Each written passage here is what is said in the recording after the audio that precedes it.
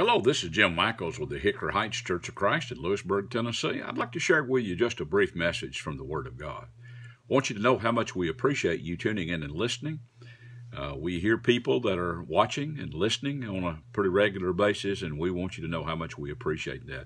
I'd like to read with you 5 verses from the Sermon on the Mount, and I'd like to make an observation from that. Let's read Matthew 5, beginning in verses 38 down through verses 42.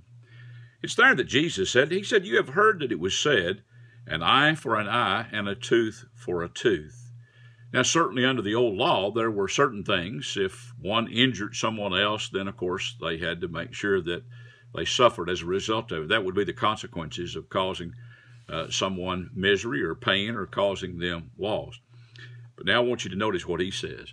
He said, "But I tell you not to resist an evil person, but whoever slaps you on the right cheek, turn the other to him also.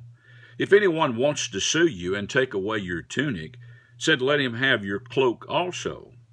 And whoever compels you to go 1 mile, go with him 2. And give to him who asks you, and from him who wants to borrow," he says, borrow from you, "do not turn away." Now, if you think about that, think of what he is saying here. He says, his instruction here is, men are told to turn the other cheek. They're instructed to go the 2nd mile when compelled. And when one asks or seeks to borrow, he says you're not to turn away. If they try to take your tunic, give the cloak as well. So, this kind of goes against the grain, doesn't it? That this is kind of against man's natural inclinations.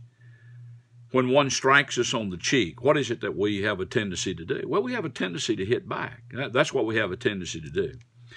But it seems to me that one of the things that the Lord is telling us, He doesn't want us to return evil for evil.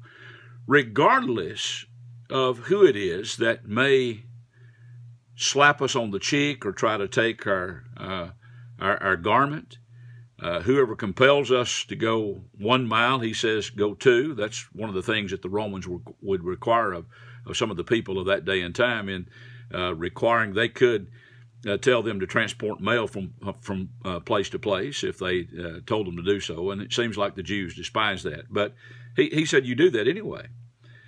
But really as I said, what he wants us to do is that he doesn't want us to repay evil for evil, because of who we are, not because of who it is that demands that of us.